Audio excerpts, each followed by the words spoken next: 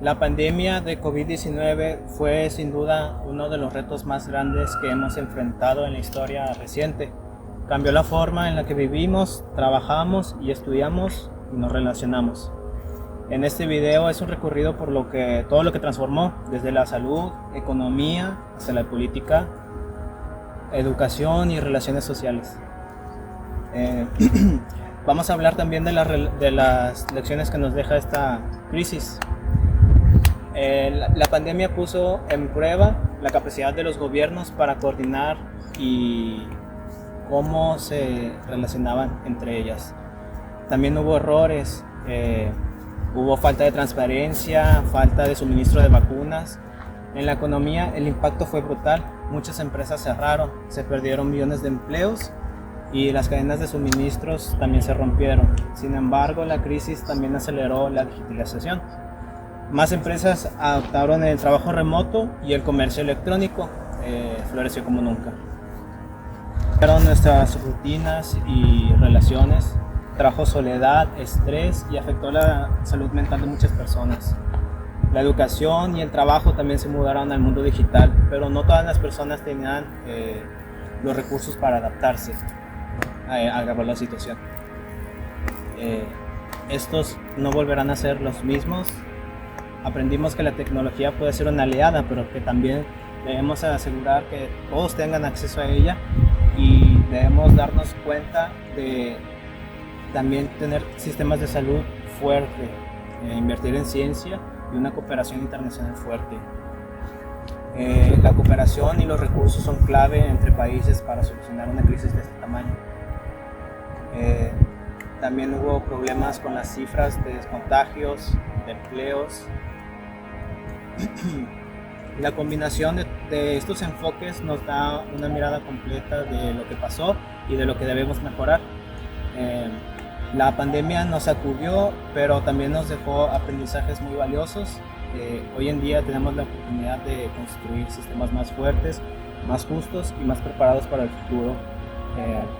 Si algo nos enseñó el COVID-19 es que todos estamos conectados y que enfrentar los desafíos y todos los retos que conlleva esto es la forma de salir de El COVID-19, un virus, una enfermedad, escaló, se convirtió en pandemia, afectó a millones, mató a otros varios millones y el día de hoy seguimos con secuelas de su daño. Buenas tardes, mi nombre es Santiago y estaré dándoles un poco del contexto de lo que fue esta enfermedad. Remontémonos a los inicios de la enfermedad. El primer caso registrado de COVID-19 se dio en China, en la provincia de Hubei, en la ciudad de Wuhan. A partir de ahí se fue expandiendo por toda Asia, Europa, eventualmente llegando a América y en consecuencia a nuestro país. Wuhan, la primera muerte registrada de la enfermedad sería, al igual que en su lugar de origen, China, Hubei, Wuhan. Poco después del primer caso registrado, la Organización Mundial de la Salud declararía una emergencia de salud pública internacional, específicamente un 30 de enero del 2020. Ese mismo año, poco después, un 28 de febrero, se daría registro del primer caso de COVID-19 en nuestro país. Sería un hombre de 35 años que en su viaje a Italia contrajo esta enfermedad y a partir de él y muchos otros casos similares empezó a transmitirla dentro de nuestras fronteras. Pero el COVID-19 no se quedó ahí. Evolucionó, cambió, mutó. Obtuvo variantes de las cuales podemos destacar las más conocidas. Variante alfa, la que está caracterizada por mayor transmisibilidad. La variante beta, resistente a las vacunas. Y Omicron, una subvariante con variaciones de transmisibilidad y evasión inmunitaria similares o mayores a las anteriores dichas. La primera muerte en el país fue registrada El 18 de marzo de 2020, poco después del primer caso registrado. Esa cifra, ese primer muerto, solo fue el parteaguas para una cantidad inherente de fallecimientos a causa de esta enfermedad, llegando a registrar solo en el país aproximadamente 260,000 muertos por esta enfermedad. Se estima que podrían ser más, pero no se tiene registro. De hecho, alrededor del mundo, uno de los países con mayor tasa de mortalidad por COVID-19 fue nuestro país. Fuimos aproximadamente, en su momento fuimos el número 4, bajamos el 7, estuvimos en el top bastante tiempo. A continuación veremos los métodos que se implementaron en México.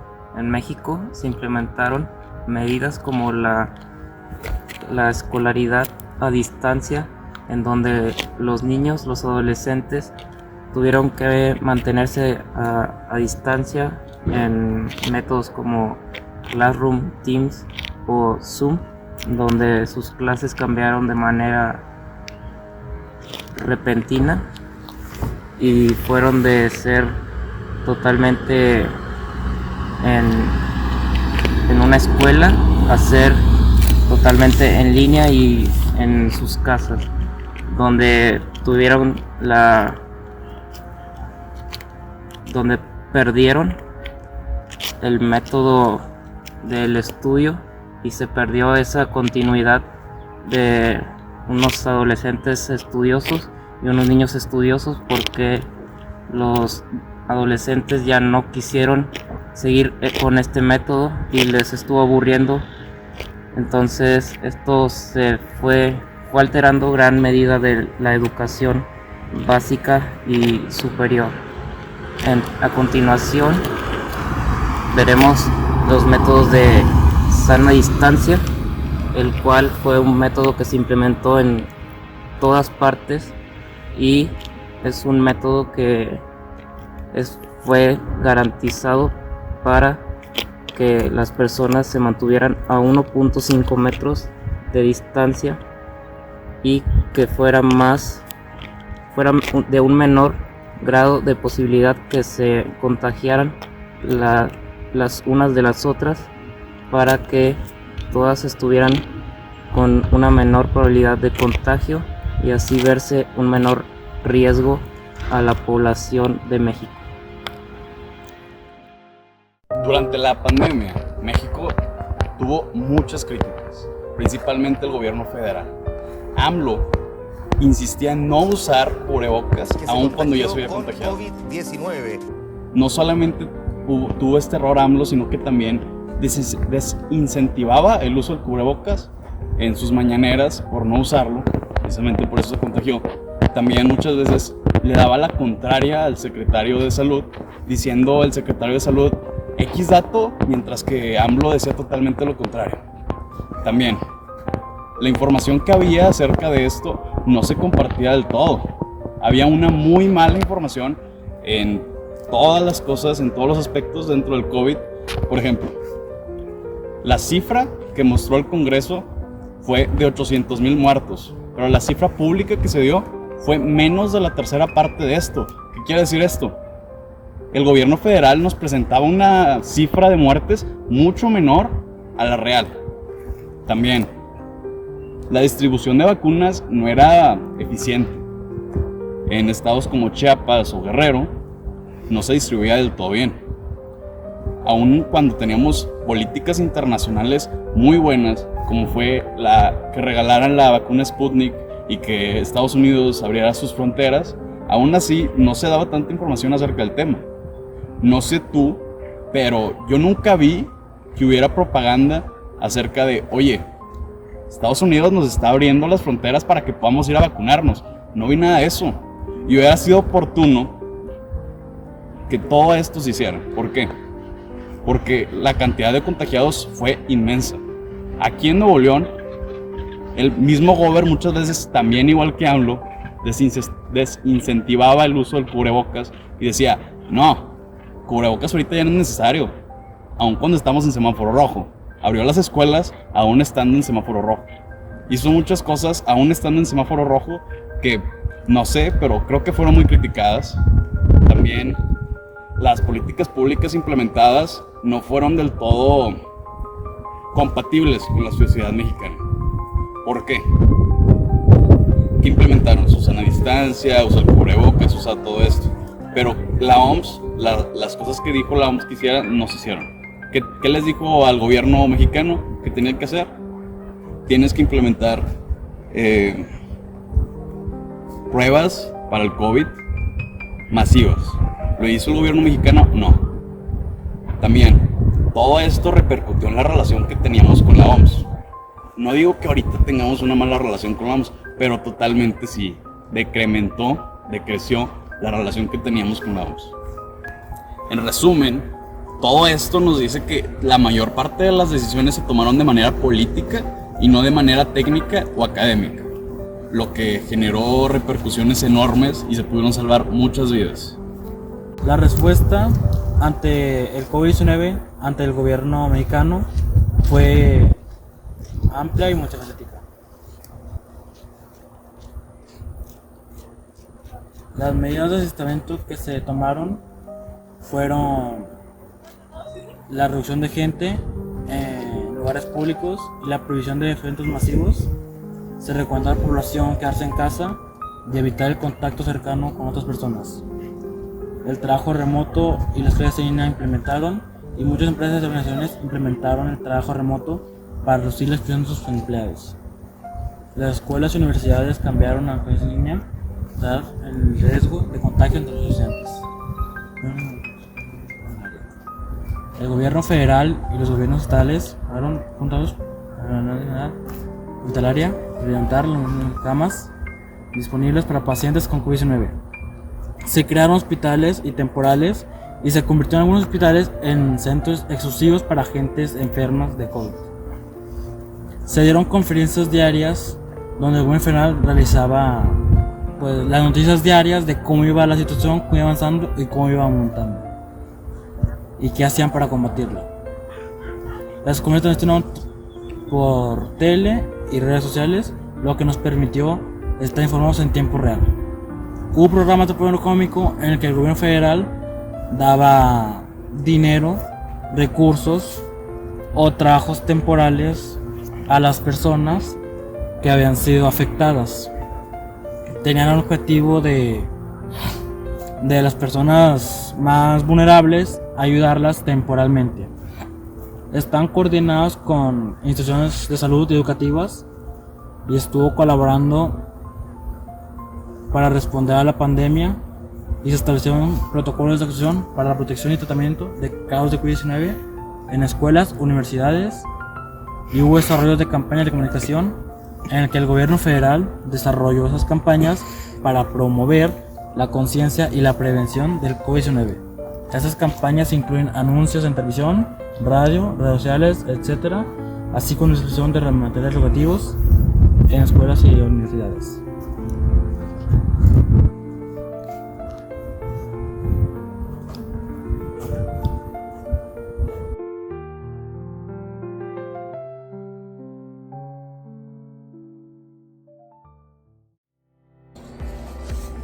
Creo que la acción nacional que hubo fue muy poca, específicamente en las áreas de salud. Los hospitales no estaban en lo absoluto capacitados. No estoy hablando de la gente que está dentro de ahí, sino que estoy hablando de la infraestructura. Nada más el 3% de las camillas eran de nivel 3 que eran necesarias. Muchas personas se quedaron fuera sin recibir atención médica y más de 4.800 doctores fallecieron, y somos el primer lugar de fallecidos de doctores en el mundo. También, a pesar de todos los errores que tuvo México, creo que tuvimos una muy buena respuesta ante esto, teniendo en cuenta que pues fue algo inadvertido, y creo que deberíamos estar agradecidos los que estamos ahorita para prepararnos más adelante acerca de esto. Sí, no, sin duda me queda claro que seguimos con secuelas de lo que dejó esta pandemia. Hubo una recesión económica, hubo muchos muertos, vidas perdidas. No podemos volver al estado en el que estábamos previo al COVID-19. La verdad fue algo que nos atacó de imprevisto, no solo a nosotros, sino al mundo. Afectó mucho al país, afectó mucho al planeta, afectó a muchas personas, nos afectó mucho a nosotros. Por ejemplo, la modalidad de escolarizada en línea, muchos decidieron dejar de estudiar simplemente por el hecho de no poder ir a la escuela y no tener la capacidad de acceder a estudios en línea formales.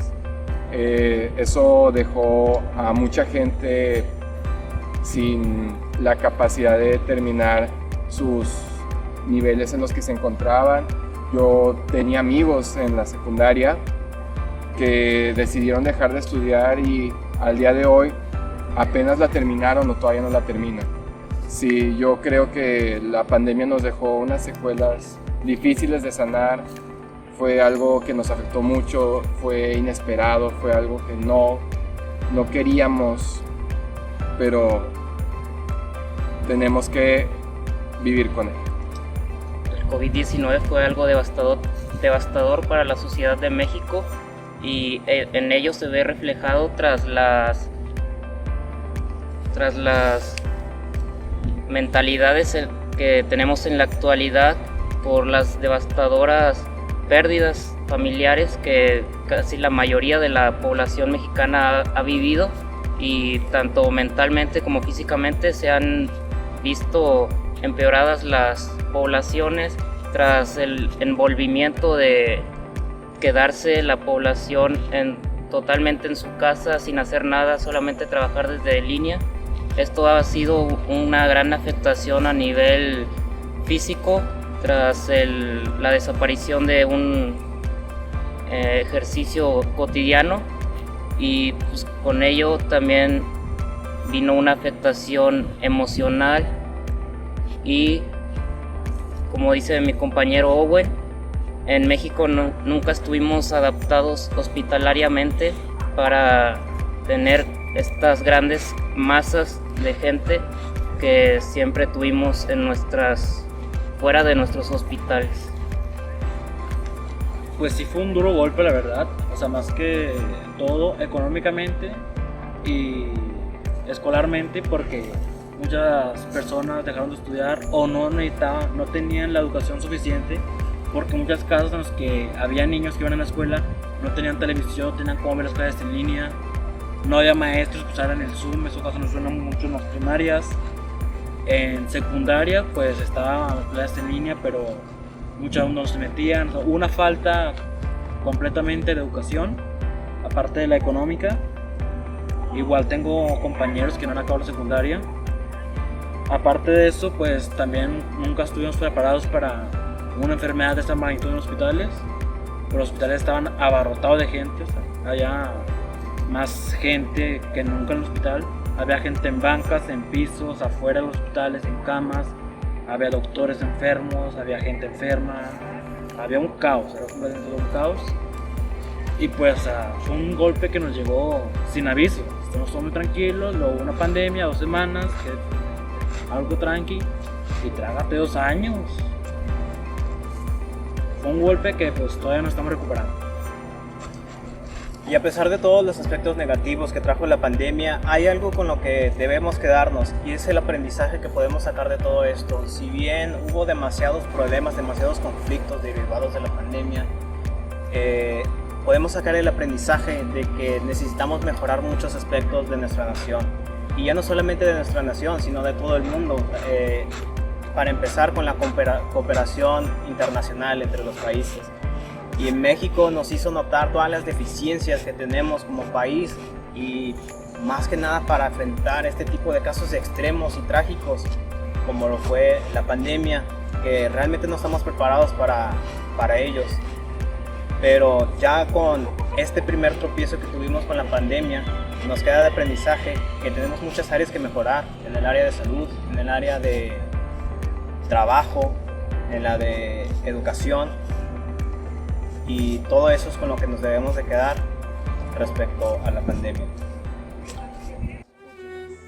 Esta producción fue hecha 100% por alumnos de la Facultad de Ciencias Políticas y Relaciones Internacionales.